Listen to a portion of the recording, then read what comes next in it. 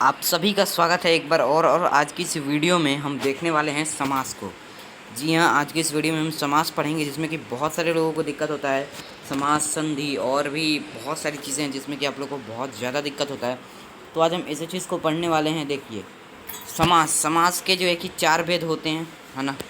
इसमें हम पढ़ने वाले हैं। आपने बहुत जगह पढ़ा होगा, 7 6 आपने ही पढ़ रखा होगा, ठीक है।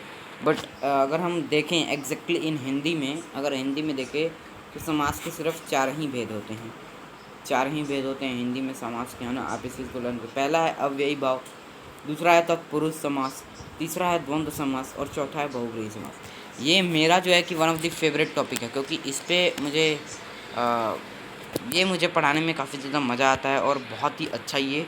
देखो यहाँ पे मतलब आपने चारों को देख लिया, आप इसको नोट कर लीजिएगा, ठीक है। देखो नोट, संस्कृत में जो होते हैं द्विगु तथा कर्मधारय को अलग अलग भेद माना गया है, लेकिन हिंदी में इनकी चर्चा तत्पुरुष के अंतर्गत ही की जाती है।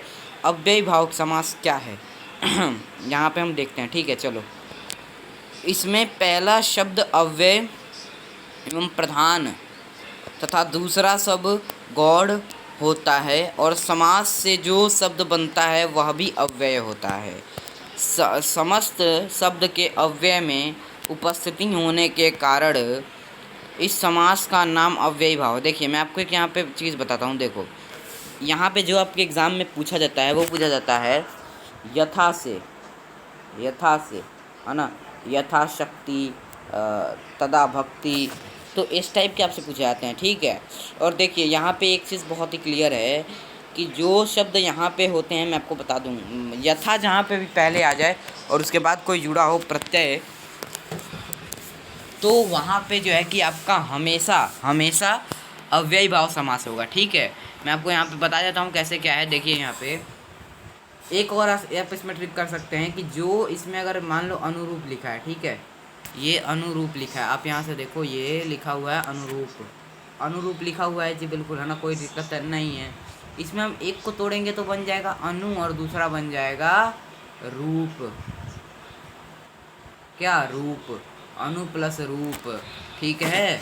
तो यहाँ पे आप पहले तो ये देखो कि अनु क्या है, अव्यय है। अब अव्यय क्या होता है जी? अव्यय वो होता है जिसका कि रूप कभी बदले ना, है ना। देखो, जैसे कि मैं बता दूं कि आप रूप का रूपो लिख सकते हो ना। रूप का आप अगर बहुवचन बनाओ तो मतलब कैसे भी आप उसको क्रिया करो, कुछ और करो, तो रूप का आप कैसे भी करो तो कुछ ना कुछ तो बना ही सकते हो, है ना। रूप का आप कुछ ना कुछ तो बना ही सकते हो, बट अनु का क्या आप बना सकते हैं? कोई भी एक ऐसा बंदा कमेंट अगर उसको उससे बन पाए तो अनु का मुझे आप करके बता दो। अनु का आप मुझे कैसा भी, जैसे होता है ना, जैसे संस्कृत आपने पढ़ रखा होगा दो, है ना, आपने पढ़ रखा होगा दो, है ना। उसके बाद से आपने पढ़ा होगा तत्व, ठीक है, यदि, यदा, ठीक है। तो इसमें क्या होता है, उनके रूप बदल जाते हैं। जैसे कि वो बहुवचन कभी बन गया, कभी उसका क्रिया बदल गया, कभी उसका संज्ञा बदल गया। बट अनु जो अव्यय वही होता है जिसका कभी भी रूप बदले ही ना, चाहे कुछ भी हो जाए, वो अपने रूप पे अड़िग रहेगा, वो अपने रूप पे खड़ा रहेगा, ठीक है। अब देखो, इसमें अव्यय अनु है, अनु का रूप नहीं बदलेगा। जैसे यथाशक्ति, तो यथा प्लस शक्ति, क्या जी, यथा प्लस शक्ति, ठीक। यथाशक्ति तो यथा हो गया। आमरण, आ और मरण, ठीक है, आ और मरण। मैंने आपको जो चीज़ बताई तो उससे आप ट्रिक से तो कर सकते हो, बट उसमें बहुत दिक्कत होने के चांसेस होते हैं, बहुत उसमें कम केसेस में होता है। बट जो जैसे मैं समझा रहा हूँ कि वो आप देख लो। आ क्या है, आप आ का ए में बदल सकते हो। आ का मान लो ये आ है, तो क्या आप उसको ऐसे बदल के लिख सकते हो किसी भी रूप में? नहीं ना, बिल्कुल नहीं लिख सकते। इसका हम रूप नहीं बदल सकते।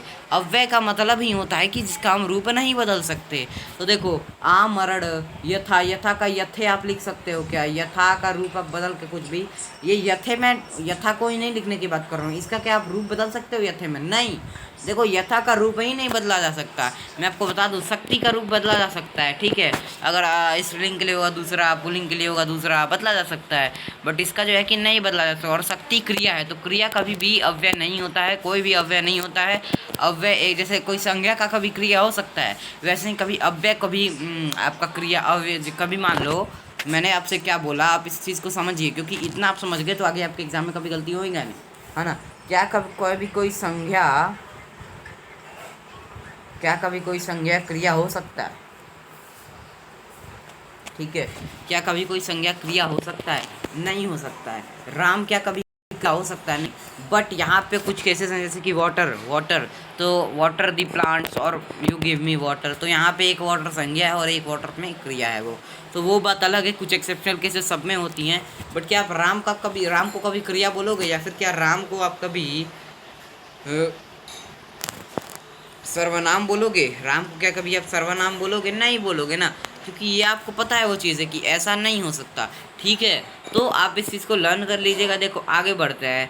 प्रति, प्रति जो है, प्रति और धन दीन, मैं आपको थोड़ा टाइम लेके पढ़ा रहा हूँ, बट गारंटी देता हूँ इससे अच्छा कोई नहीं पढ़ा सकता। और अरे यार देखो, प्रति का, और इससे ना आपके एग्जाम में क्वेश्चन लड़ेंगे, आप इनको रट लो जो मैं यहाँ पे बता रहा हूँ एग्जाम्पल्स, इसी में से क्वेश्चन आने वाला है और कहीं से नहीं आ सकते।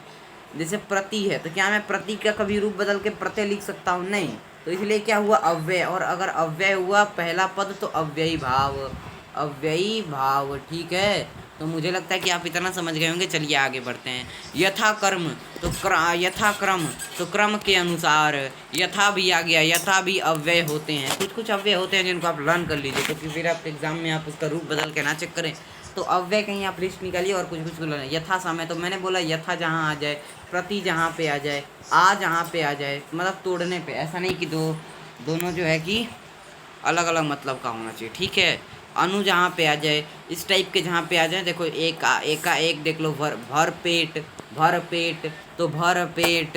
ठीक है, अब यहाँ बोलोगे भर मतलब तो क्रिया होता है, जी नहीं। देखो भर का आप भरो बदल सकते हो, ठीक है, आप भर का भरो बदल सकते हो, बट यहाँ पे जिस जिस जिस विधि के लिए यूज हुआ है उसके लिए यही होता है। ठीक है, और आप देखिए, हो गया, मुझे जहाँ तक लगता है कि अब हो गया होगा। और ये सारे कुछ एग्जांपल्स हैं, तो आप देख लीजिए, ये उसके एग्जाम मतलब हैं, तो ये अव्ययी भाव के ही, बट मेरे पॉइंट ऑफ व्यू से ये इम्पोर्टेंट नहीं है। ठीक है, तो आप इनको देख सकते हैं, इसमें भी आपको कोई दिक्कत वाली बात नहीं होगी। चलिए, आप इसको पूरा को लर्न कर लीजिएगा। ठीक है, और मुझे लगता है कि आप कर ही लेंगे लर्न। ठीक है ना, आप में से बहुत सारे लोग कर लेंगे और बहुत होंगे टालने वाले, तो वो उनसे नहीं हो पाएगा। ठीक है, तो ये चीज़ें हो गई। आगे बढ़ते हैं। ठीक है, आगे बढ़ते हैं, आगे देखते हैं तत्पुरुष। तत्पुरुष समास, तत्पुरुष समास क्या होता है जी? बहुत अच्छा कॉन्सेप्ट है, बहुत ज़बरदस्त सही है। ठीक है, देखो तत्पुरुष समास आपके एग्ज़ाम में देखिए दिया जा सकता है, तो आप तत्पुरुष ही मारेंगे। मैंने अभी आपको ऊपर पढ़ाया है, यहाँ पे अगर आप देखो तो पढ़ाया है कि तत्पुरुष के अंदर ही जो द्विगु हैं और जो कर्मधारे हैं वो तत्पुरुष समास के अंदर ही आते हैं। तो आप कर्मधारे ऑप्शन में अब तो नहीं देना चाहिए, बट अगर दिया तब कर्मधारे मारेंगे, वरना तत्पुरुष मारेंगे और कुछ नहीं मारेंगे। ठीक है, चलो तत्पुरुष समास क्या होता है? तत्पुरुष समास वह होता है जिसमें पहला पद गौड़ तथा दूसरा पद प्रधान होता है, एवं समस्त पद बनाते समय। देखिए, कभी भी मैं आपको एक एडवाइस देना चाहूँगा, सबसे पहले मैं आपको एक एडवाइस देना चाहूँगा कि कभी भी ना आप ट्रिक पे मत जाइएगा, please. Never go on tricks, never never never, कभी आप ट्रिक्स पे ना जाइएगा, क्योंकि अगर आप ट्रिक्स पे जाते हैं तो फिर आपको दिक्कत होगी। अगर आप ट्रिक का यूज़ करते हैं ना एग्ज़ाम में, फिर दिक्कत होगी। जानते हो, मैं जब 6th का एग्ज़ाम दिया था, है ना, हालांकि वो हो गया, बट जब मैंने 6th का एग्ज़ाम दिया था तो मेरा हिंदी में एक ऐसे ही गलत हो गया था। CHS की मैं बात कर रहा हूँ, हिंदी में मेरा एक ऐसे ही गलत हो गया था, और उस समय से मैंने ट्रिक को छोड़ ही दिया फिर, है ना। चलो भाई साहब, तत्पुरुष समास का एक मैं आपको बेस्ट टेक्निक बताता हूँ, ये ट्रिक नहीं है ना। तत्पुरुष, यहाँ पे आपको एक चीज़ याद होनी चाहिए, जो कारक होते हैं वो आपको क्या लर्न होने चाहिए, रट्टे हुए होने चाहिए, है ना, कि आपको जो भी पूछे, जब भी पूछे, आप उसका गारंटेड आंसर बता दो। ठीक है, तो आपको यहाँ पे ये तो चीज़ें लर्न होनी ही चाहिए, है ना। ऐसे कि यहाँ पे देखो ये दिया हुआ है गुरु दक्षिणा, गुरु दक्षिणा, तो ये यहाँ पे देखो दक्षिणा प्रधान है, गुरु प्रधान नहीं है, दक्षिणा प्रधान है। कैसे दक्षिणा प्रधान है मैं आपको बता देता हूँ। देखो, हमें तो गुरु से, तो हम गुरु को तो कुछ भी कर सकते हैं, पर क्या दक्षिणा हम किसको देते हैं? गुरु को ही देते हैं ना। क्या कोई व्यापारी को दक्षिणा आप देते हो? नहीं देते हो ना, आप अपने गुरु को ही दक्षिणा देते हो। तो इसलिए प्रधान पद दक्षिणा होगी, और ये जो गुरु होगा ये हमारा उसके लिए प्रयोग हुआ होगा। दक्षिणा है, क्योंकि हम दक्षिणा कभी किसी व्यापारी को नहीं देते, दक्षिणा हमेशा गुरु को ही देते हैं। तो प्रधानता यहाँ पे दक्षिणा को ही पेश की जाएगी, गुरु को नहीं। और इसके लिए आप क्या यूज़ करते हो? देखो, हमने दक्षिणा बोलो तो हम दक्षिणा गुरु को देंगे, दक्षिणा गुरु को देंगे। बट यहाँ पे हम बना सकते हैं गुरु के लिए, गुरु के लिए दक्षिणा, क्या गुरु के लिए दक्षिणा। ठीक है, तो हम ऐसे बना सकते हैं, जो वहाँ पे के लिए आया था ना, गुरु के लिए, तो गुरु को काट दो, दक्षिणा काट दो लास्ट वाला। अब बीच में जो के लिए है, के लिए है, ये देखो क्या किसी कारक का सूचक है, क्या किसी कारक का ये क्या है, सूचक है। अगर यहाँ पे ये कारक का सूचक है तब तो ये तत्पुरुष में ही आएगा। किस में आएगा तब तो ये तत्पुरुष में ही आएगा। तब तो ये किस में आ जाएगा बताइए, तब किस में आ जाएगा, ये तत्पुरुष में ही आएगा। ठीक है, तब ये तत्पुरुष में ही आएगा। ठीक है, तब ये किस में आएगा, तत्पुरुष में ही आएगा। और अगर कोई सूचक है तब, जैसे कि मैं आपको बता दूं, भरपेट करो तो उसमें नहीं आ पाएगा। देखो, और यहाँ पे देखो मध्यांध है ना, मध्यांध, मध्यांध यहाँ पे आपको पहला ही दिया हुआ है मध्यांध। ठीक है, मध्यांध, तो ये मद से अंधा, मद से मद से अंधा। ठीक है, ये देखो मद और अंधा। यहाँ पे देखो क्या ये से किसी का सूचक है, कर्ता ने कर्म को करण से। ठीक है, अपादान मतलब देखोगे आप अपादान के लिए भी आता है। ठीक है, तो आप वो चीज़ें देख लेंगे। ठीक है, और देखो सु किस से किसका सूचक है ना, तो ये फिर क्या हो जाएगा, अगर सूचक है तो ये मैंने बताया तत्पुरुष होगा, सूचक नहीं है तब तत्पुरुष नहीं होगा। तत्पुरुष के लिए सूचक होना जरूरी है, और द्विगु कर्मधारय में नहीं है, तो वो मैं आपको बताऊंगा। देखो मृत्युदंड दूसरा उदाहरण है हमारे पास, मृत्युदंड। ठीक है, मृत्युदंड, तो आप इसको दो तरीके से कर सकते हो। एक और चीज़ मेरी याद रखना, जहाँ भी ये रूपी आ जाए ना, रूपी, अगर आप उसको कर रहे हो और रूपी आ जाए तो वहाँ पे तत्पुरुष होता है हमेशा। आप इस चीज़ को याद कर लेंगे, वहाँ पे क्या हो जाएगा जी, तत्पुरुष हो जाएगा। ठीक है, वहाँ पे क्या हो जाएगा, तत्पुरुष हो जाएगा। तो जहाँ पे रूपी आ जाए, आप इसको दो तरीके से, एक तो मृत्यु का दंड आप ये कर सकते हो, बट बहुत लोगों को ये थोड़ा सा मतलब गलत लगता होगा कि नहीं गलत दे दिया ऐसे, तो आप इसको कर सकते हो मृत्यु रूपी दंड, मृत्यु रूपी दंड। इससे क्या हमको समझ में आ रहा है कि जो दंड के रूप में हमें मृत्यु प्रदान की गई है, दंड के रूप में हमें मृत्यु प्रदान की गई और रूप में रूपी हो गया, तो जहाँ पे रूपी आ जाए वो भी तत्पुरुष हो जाता है। और इसका जो अगर आप बनाओगे तो अपादान, अपादान मतलब सॉरी, अगर आप देखें तो मतलब ये जो का है ये क्या है, मैं मतलब थोड़ा सा अभी मुझसे मिस्टेक हो गया। देखो मतलब उसमें मिस्टेक नहीं हुआ, जहाँ मिस्टेक हुआ मैं बताता हूँ। देखो ये का जो है ये सूचक है। ठीक है, ये क्या है जी, सूचक है, सूचक, सूचक है ये। ठीक है, सूचक है, तो इसलिए ये क्या होगा वो आप देखो, सूचक है तो इसलिए, और ये किसका सूचक है, तो ये जो सूचक है वो संबंध कारक का है ना, संबंध कारक का है। मृत्यु और दंड का यहाँ पे संबंध बताया गया है, और ये संबंध कारक का ही सूचक है। अगर सूचक है तो तत्पुरुष समास हो जाएगा, आप ऐसे निकाल सकते हैं, कोई टेंशन नहीं है। देखो यश प्राप्त, यश प्राप्त। ठीक है, देखो यश प्राप्त, अब यहाँ पे यश मतलब दूसरा है, आप यश को प्राप्त, यश प्राप्त है ऐसा नहीं कीजिएगा, यश को प्राप्त, जो यश को प्राप्त हो गया, जो यश को प्राप्त हो गया, जो यश को मिल गया। ठीक है, तो यश को प्राप्त, और कर्ता ने कर्म को, कर्म को कर्म को। तो अगर आप देखो ये जो को है हमारे पास, अगर ये जो को है तो ये भी क्या है, सूचक है, कारक का सूचक है, तो ये क्या हो जाएगा, तत्पुरुष समास। ठीक है, तो जहाँ तक मुझे लगता है कि यहाँ तक तो आप समझ ही गए होंगे। चलो आगे बढ़ते हैं। ठीक है, चलो यहाँ पे कुछ एग्जाम्पल दिए हैं, जैसे कि ये देखो, हम देखें घुड़सवार, तो घुड़सवार किसे कहते हैं, जो घोड़े पे सवार हो, घोड़े पे सवार हो, तो घोड़े पर सवार, घोड़े पर सवार, और पर क्या है जी, सूचक है। मैं बार बार बोल रहा हूँ, अगर सूचक है तो ये तत्पुरुष। इस का पर किसका अधिकरण में पर आपने पढ़ा होगा ना, तो अधिकरण का सूचक है, तो अगर ये क्या है, अगर सूचक है तो तत्पुरुष हो जाएगा।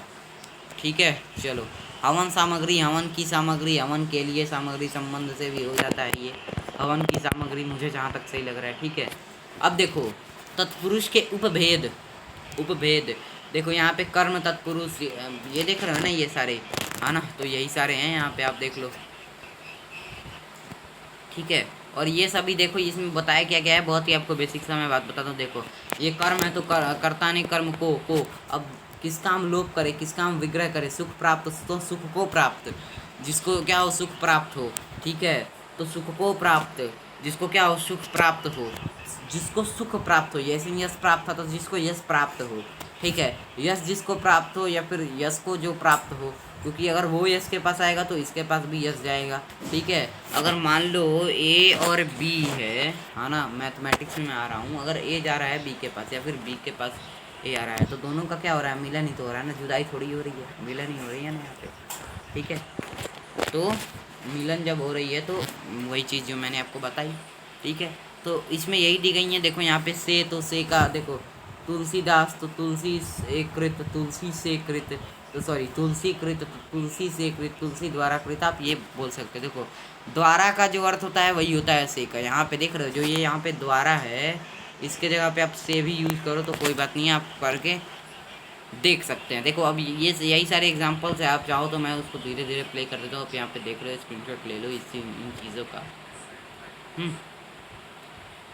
चलिए अब उम्मीद करता हूँ कि आप लोगों से ये चीज़ें हो गई होंगी। देखो द्विगु, द्विगु क्या है, द्विगु क्या है जी, द्विगु क्या है मैं आपको बताता हूँ। देखो इसमें पहला पद जो होता है वो संख्यावाची होता है। देखो आप मतलब कि अगर आपके पास कोई टीचर है तो आप उनसे पूछना कि जैसे पूछना दोपहर, दोपहर एक एग्जांपल मैं आपको बता रहा हूँ, दोपहर,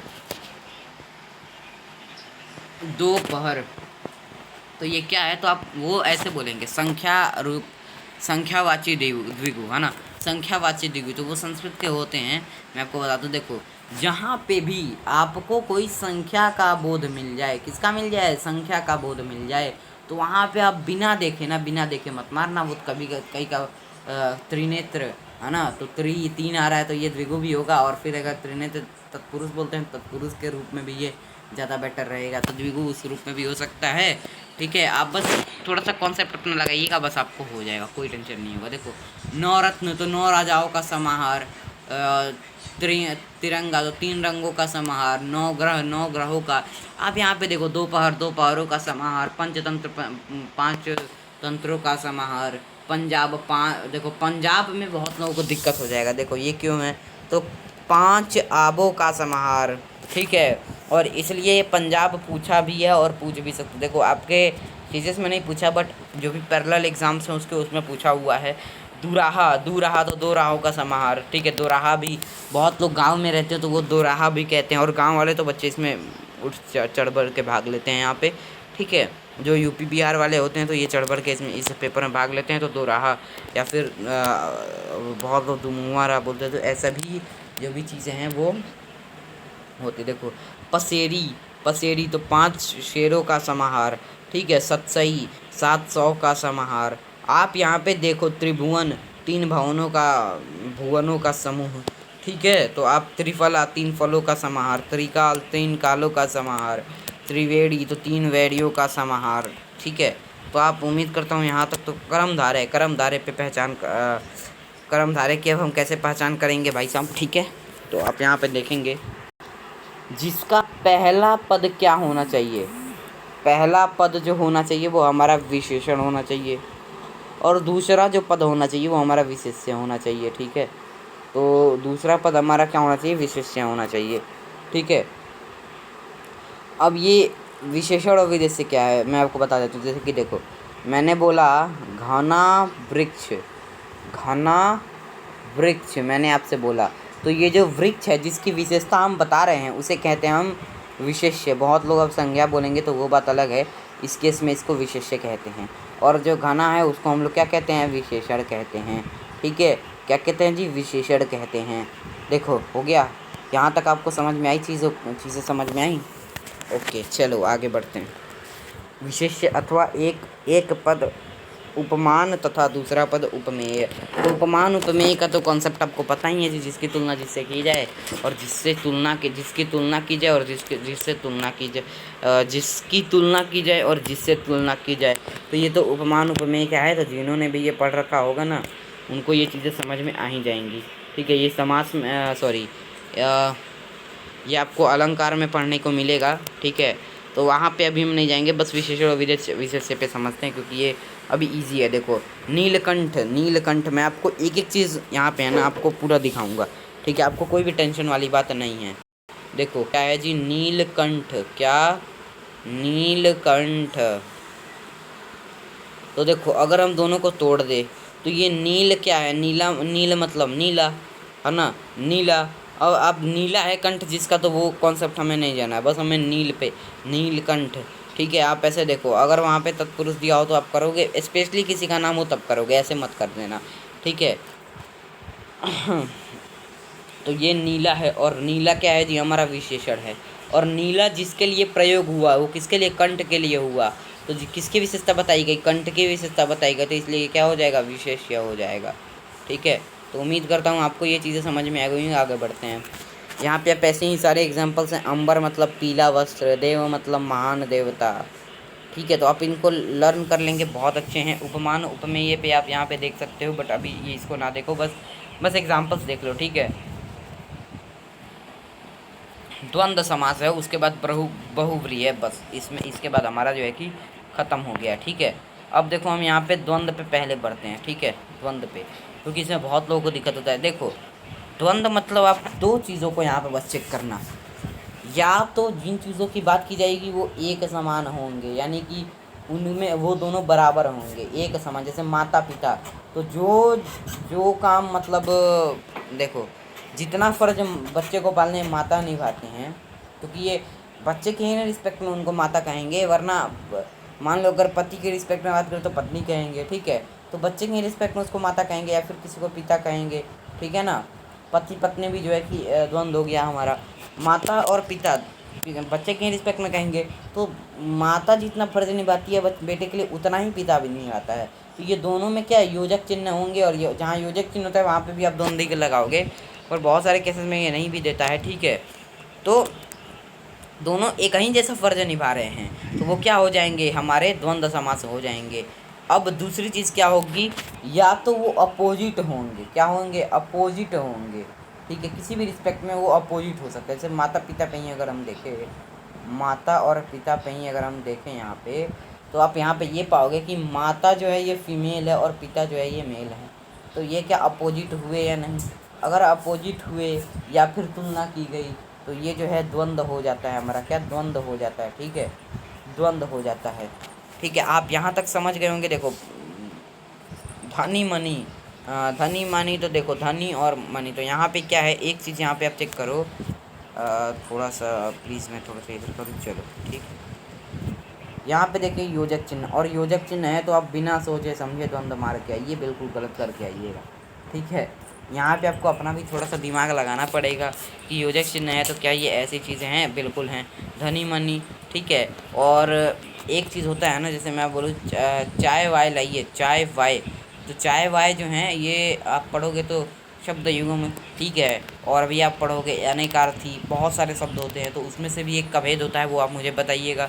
और यहाँ पे भी इसको आप भेद में लिख सकते हैं। ठीक है, बट इसमें अगर इसको द्वंद्व में ना लाए तो बहुत अच्छा रहेगा। आप युग में रखें, अनेकार्थी भी होता है, तो आप चेक कीजिए उसमें किसमें रहता है, क्योंकि जब मैं वो पढ़ाऊँगा तभी आपके लिए वो ला पाऊँगा। नदी नाले, तो ये भी हो गए। ठीक है, दोनों की वही भाव है, राधा कृष्ण भाव वही है, दाल रोटी, माँ बाप, चावल राजमा, अगर मैं बोलूँ चावल राजमा तो क्या ये द्वंद्व में नहीं आएगा, बिल्कुल आएगा। बस बीच में हमें क्या लगा देना है, योजक लगा देना है। चावल राजमा अगर मैं बोलूँ तो भी ये द्वंद्व में आएगा, बस बीच में योजक लगा देना है। ठीक है, चलिए चलिए आगे बढ़ते हैं। चलिए अब हम माँ बाप, गंगा यमुना, धनी मानी दो बार दे दिया। ठीक है, तो कुछ एग्जांपल दो बार है, कोई बात नहीं। से नर नारी, वेद पुराण, राजा रंक, राजा मतलब बहुत बहुत मने ऊंचा और रंक मतलब बहुत नीचे, तो अपोजिट हो गया। दाल चावल, तो देखो दो मिलाप हो गया, मतलब जैसे दाल रोटी होती है, दाल रोटी को एक ही साथ खाओगे ना, ऐसा तो मतलब बहुत केसेस में बहुत लोग ऐसा खाते हैं, ऐसा नहीं कि दाल पहले पी लेंगे फिर रोटी खा लेंगे तो हाँ हमारा प्रोसेस जो है कि डाइजेशन का प्रॉपरली होगा। ठीक है, तो आप यहाँ पे इन चीज़ों को चेक कर सकते हैं, आप सभी को देख लीजिए एक बार। ठीक है, देन हम आगे बढ़ते हैं और आप इन सभी को लिख लीजिएगा। देखो बहुब्रीहि समास बहुत बढ़िया है, मतलब इससे इजी कुछ नहीं होता, मैं आपको बताता हूँ। अगर जिन लोगों ने रामायण अभी देखा या फिर जिन लोगों ने अभी महाभारत देखा है या फिर कुछ लोग जो धर्म में थोड़ा सा अभी मतलब इंटरेस्ट रखते हैं तो उनके लिए तो बहुत ईजी होना, क्योंकि इसमें आपसे दो ही चीज़ें पूछी जाती हैं, एक तो शंकर और एक तो विष्णु। आपके एग्ज़ाम में बेसिकली दो ही चीज़ें आती हैं ना, दो ही लोगों के नाम आते हैं। ठीक है, तो आप क्या करेंगे, इनका नाम याद कर लेंगे। इसमें क्या होता है कि सेम चीज़ें होती हैं, है ना, सेम चीज़ें बस बात इसमें होता है कि कर्मधारय जैसा ही ये होता है, बिल्कुल कर्मधारय, बिल्कुल कर्मधारय। पहला विशेषण दूसरा विशेष्य। ठीक है, मोस्ट ऑफ द केसेस में ऐसा ही चलता है, दूसरा क्या विशेष्य। ठीक है, बट इसमें दिक्कत ये हो जाता है कि ये किसी तीसरे के लिए यूज होते हैं, है ना। जैसे कि आप देखो, अगर मान लो मैंने ए को खड़ा किया, बी को खड़ा किया और दोनों को लड़ा दिया। ठीक है, दोनों को लड़ा दिया और बीच में कोई है सी। ठीक है, और वो प्रॉफिट चाहता है दोनों से। तो मान लो मैंने दोनों को लड़ाया और दोनों में लड़ाई हुई और जब ये लड़ाई बहुत ही एक मेजर पॉइंट पे पहुंच गई तो इससे सी को फ़ायदा होने लगा। तो यही है जो है हमारा पूरा तत्पुरुष है। ठीक है, यही क्या है, पूरा तत्पुरुष है कि इसमें किसको फ़ायदा होता है, तीसरे को फ़ायदा। जैसे कि मैंने बोला त्रिलोचन, तो तीन है लोचन जिसके, यानी कि तीन है नयन जिसके, तीन है आँख जिसके, तीन है नेत्र जिसके। और हम ये किसके लिए बोल रहे हैं, तीन है नेत्र जिसके। तो यहाँ पे देखो संख्यावाचक जो विशेषण है वो लगा है हमारा, क्योंकि तीन है नेत्र हैं तो किसके लिए विशेषण का प्रयोग हुआ, नेत्र के लिए, तो ये विशेष्य हो गया। ठीक है, और इसके लिए किसके लिए यूज़ करते हैं, हम शंकर के लिए यूज़ करते हैं। चार हैं पाई जिसके, देखिए आपको समझा रहा था। बहुत लोग इसको द्विगु में रखेंगे बट ये किसी के लिए प्रयोग हुआ है द्विगु में। ऐसा हर केस में द्विगु में। दोपहर क्या किसी राम के लिए प्रयोग होता है, कि किसी शाम के लिए प्रयोग होता है, नहीं। दोपहर का तो एक अपना ही अस्तित्व है। मैंने त्रिलोचन बोला तो फटाक से मेरे जहन में आएगा शंकर, हाँ ठीक है। विषधर बोला तो विष को धारण करने वाला शंकर आएगा। ठीक है, फिर हमारा चारपाई बोला तो चारपाई आएगा। ठीक है, और चार हैं पाई जिसके। तो यहाँ पे देखो दो में तो आपको सीधा सीधा दिख रहा है कि ये द्विगु है। बहुत लोग मार देंगे चारपाई, नहीं, चार हैं पाई जिसके, अर्थात चारपाई बस हो गया। और चारपाई को तो मैं आपको एडवाइस करूँगा, चारपाई को तो आप द्विगु में रख सकते हैं, पर जो ये त्रिलोचन है इसको द्विगु में ना रख के अगर आप बहुब्रीहि में रखें तो ये ज़्यादा अच्छा होगा। हाँ, आप चारपाई को रख सकते हैं, कोई दिक्कत नहीं, क्योंकि चारपाई अंततः चारपाई इसका परिणाम निकल रहा है। ये यहाँ पे भी चारपाई, यहाँ पे भी चारपाई, इसलिए आप इसे द्विगु में रख सकते हैं, कोई तीसरे के लिए यूज़ नहीं हो रहा है। आगे बढ़ते हैं, चलो। पंचानन, नीलकंठ, दशानन, तो आप ये इन सारी चीज़ों को चक्र धारण कर श्री कृष्ण। ठीक है, और यहाँ पे आप देख लेंगे। ठीक है, एक चीज़ मैं आपको समझाना चाहता हूँ, अगर आप इसको समझ पाएँ तो। ठीक है, चक्रधर, जो ये चक्रधर दिया है, चक्र धारण करने वाला, तो मान लो ऐसे पूछ लिया कि ये कौन है, तो इसमें बहुत लोग विष्णु मार देंगे, और जबकि ऑप्शन में श्री कृष्ण भी दिया होगा तो बहुत लोग विष्णु मानेंगे, क्योंकि वो ओरिजिन है, वहीं से उत्पत्ति होती है श्री कृष्ण की भी। बट मैं आपको एडवाइस करूँगा कि श्री कृष्ण ही रखें। ये इसलिए रखें क्योंकि इसी रूप में उन्होंने जो है कि चक्र को अधिकतर धारण किया हुआ है, इसी रूप में उन्होंने प्रारंभ किया हुआ है। वो विष्णु के रूप में तो करते ही हैं, कोई दिक्कत नहीं है, बट श्री कृष्ण के रूप में उन्होंने अधिकांश जगह पे इसकी उत्पत्ति कराई है चक्र की। तो इसलिए आप इसको श्री कृष्ण के रूप में रखें तो ज़्यादा अच्छा रहेगा। ठीक है, और संधि और समास में क्या अंतर है तो मैं यहाँ पे आपको मैं बताया। देखो, संधि और समास पर मिलती जुलती प्रक्रिया हैं, लेकिन संधि में दो शब्दों का मेल होता है, जबकि समास में दो पदों का। ठीक है, देखो संधि में दो शब्दों का होता है और दोनों शब्द का कोई एक अर्थ होता है, और इसमें ऐसा कोई ज़रूरी नहीं है कि दोनों का अर्थ होगा। ठीक है, तो जहाँ तक मैं उम्मीद करता हूँ कि आपको ये पूरा जो समास का जो हमारा चैप्टर था तो ये पूरा तो अच्छे तरीके से कंप्लीट हो गया होगा। और मैं भी अगर आपको अब नेक्स्ट में कोई सा भी अगर आपको वीडियो चाहिए तो आप मुझे बताइएगा। 30 मिनट की वीडियो हो चुकी है। मिलते हैं नेक्स्ट वीडियो में, तब तक के लिए जय हिंद, जय भारत, वंदे मातरम।